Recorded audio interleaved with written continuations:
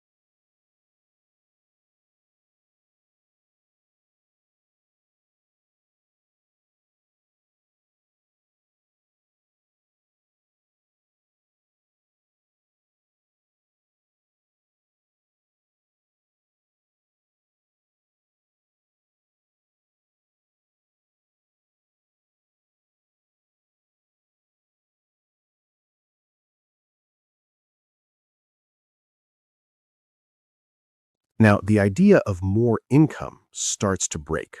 Not because it is wrong, but because it is incomplete. At first, earning more feels like progress. You solve problems faster, you remove pressure, you gain options. But something subtle begins to happen. The cost of maintaining your life starts to rise with your income, not just financially, structurally, because every upgrade creates a new baseline. More income becomes more commitments. More comfort becomes more dependency. And slowly, without noticing, your freedom does not expand, it reorganizes. This is the part no one explains clearly. You are not escaping the system, you are moving deeper inside it, because now you have more to protect, more to maintain, more to lose. And that changes your behavior. You become more careful, more conservative, more dependent on continuity, not because you're weak, but because your structure demands stability. Now something uncomfortable appears. You realize that higher income did not remove risk, it changed its shape. Before, risk was obvious. No income, no stability. Now risk becomes invisible. Loss of income stream, loss of position, loss of structure. An invisible risk is harder to manage because you cannot clearly see it. Now ask a different question. If your life becomes more expensive to maintain as you grow, are you actually moving toward freedom or toward a more complex dependency? Most people never ask this because growth feels like progress, but growth without structure creates fragility. Now something begins to shift. You stop asking, how do I earn more? And start asking, what happens if this income stops? That question changes everything because it introduces a new dimension, resilience. Not how much you make, but how long your structure survives without input. Now you begin to see the problem clearly. If income stops, most structures collapse quickly because they were built for flow, not for interruption. And that realization creates pressure because now you understand income alone does not create security, structure does. Now the transition begins, not into systems yet, but into awareness. You start seeing your life differently, not as income, but as a system that must survive stress. And that is the first real break from the illusion. Now, the game changes again, but this time it becomes less visible and more restrictive because building systems does not remove pressure, it redistributes it. At first, you think you escaped. You are no longer trading time directly. Income is no longer tied to hours, but something new appears, and most people are not ready for it. Complexity. Because systems introduce layers, ownership structures, legal exposure, tax obligations, operational risk. And suddenly, the game is no longer simple. You are not just earning, you are structuring. And structure determines outcome more than effort ever did. Now, this is where most people hit an invisible wall. They thought building assets would create freedom, but instead, they created responsibility. Because assets require maintenance, systems require management, growth requires coordination, and coordination creates friction. This is the moment where illusion breaks. Because having assets is not the same as controlling outcomes. Ownership does not equal control, and control does not equal freedom. Now something deeper becomes visible. The system is not designed to reward ownership equally. It rewards structure. Two people can own the same asset. One keeps more, one loses more. Not because of effort, not because of intelligence, but because of structure. Now pressure increases because the more you scale, the more visible you become, and visibility triggers response. Regulation, taxation, oversight. The system does not stop you from growing, it adjusts around you as you grow. And if your structure is weak, growth becomes a liability, not an advantage. Now the question changes again. Not how do I build more, but how do I structure what I already have so it does not collapse under pressure? Because most people build forward, but they never build underneath.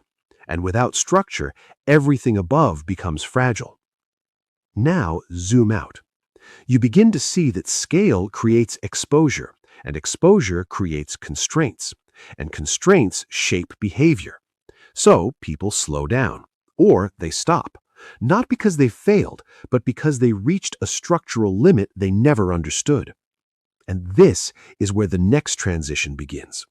Because if effort does not scale and systems create complexity, then something else must define outcome. Not effort, not ownership, but structure itself and how you exist inside it.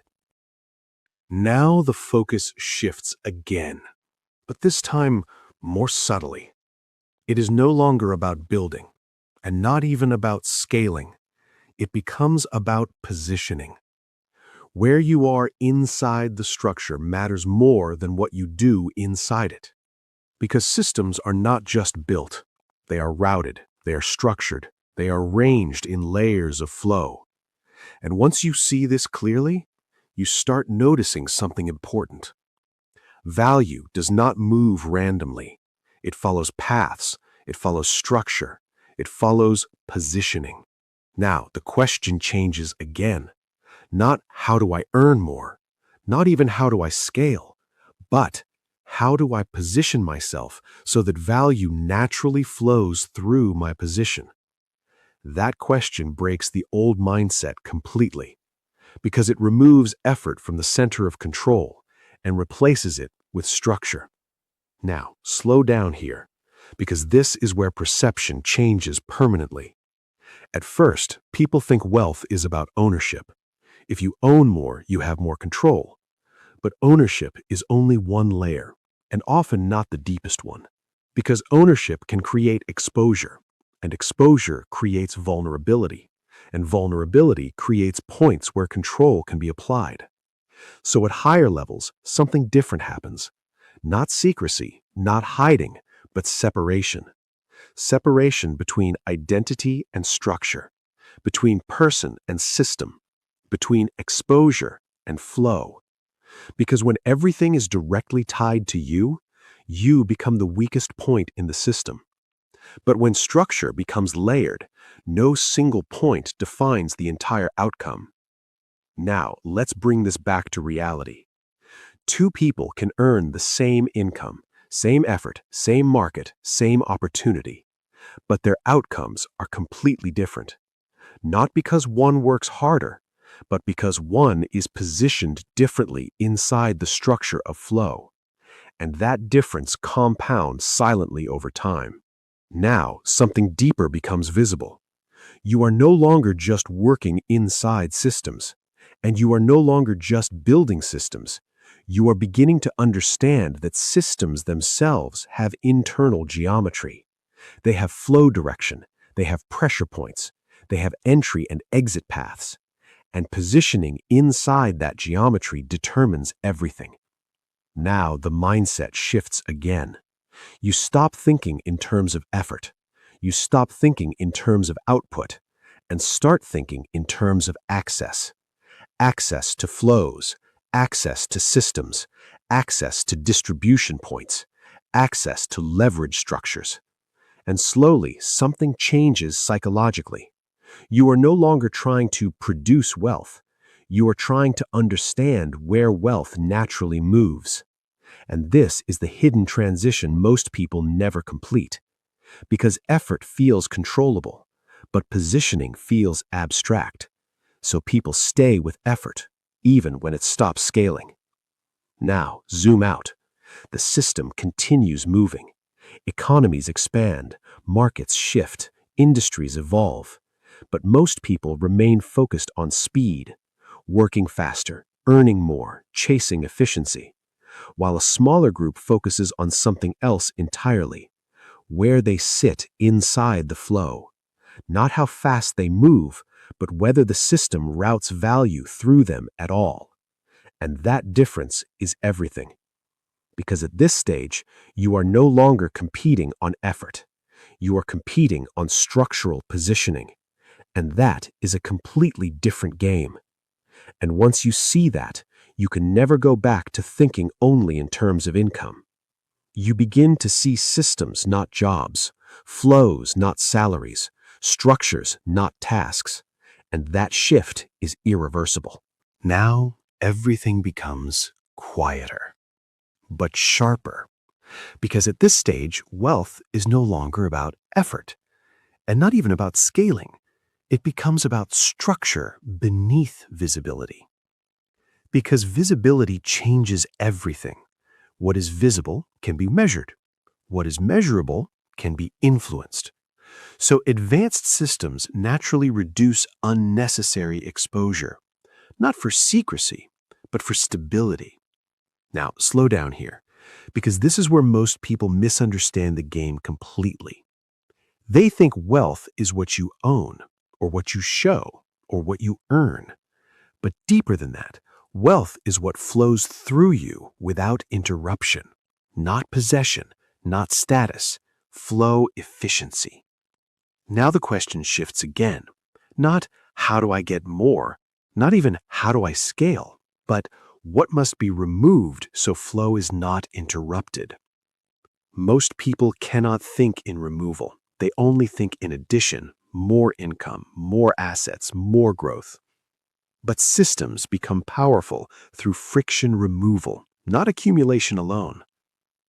Now something becomes clear. Earlier, identity was central. I am what I do. Then it split into systems. I build things that produce. Now identity becomes secondary to flow, because systems don't care who you are. They care only if the path works. Now zoom out. You are no longer thinking in steps. You are thinking in networks, not ladders, not progression, but flow routes. And in networks, position is everything.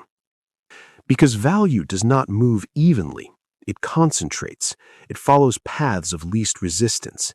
And those paths define outcomes more than effort ever could.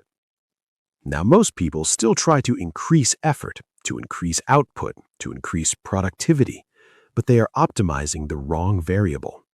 Because output is no longer the constraint, flow access is. And once you see this, you cannot unsee it. Now everything collapses into one idea. All layers were never separate. They were different expressions of dependency. At the base, dependency on time, then dependency on systems, then dependency on positioning. But the deepest layer is simpler, dependency on permission. Because most people still operate inside permission-based reality, even if it is invisible. Permission to earn, permission to scale, permission to move forward. Now the shift becomes clear. Wealth is not accumulation, not ownership, not even income. It is the distance between you and required permission. Let that sit. Because everything else is just a layer on top of that. Now zoom out one last time. The system still moves. The economy still runs. The structure still expands. But most people inside it are not moving freely. They are moving inside invisible boundaries. Not because they are incapable, but because they never saw the structure. Now the final realization is unavoidable. You were never competing for money. You were competing for position inside a system that controls how money flows. And once that is understood, everything changes. Because money is not the root variable, flow is, and flow follows structure. So the final question is not emotional, it is structural. Where are you positioned inside the system that already runs without your input? Because if you don't choose it consciously, it is assigned by default, and default always creates dependency. So the real shift is internal. Either you stay inside dependency loops or you start reducing them. There is no neutral state, only awareness or automation. Now we return to the beginning. You can have money and still not be free, because freedom was never about money. It was about distance from permission, and that is what almost nobody measures.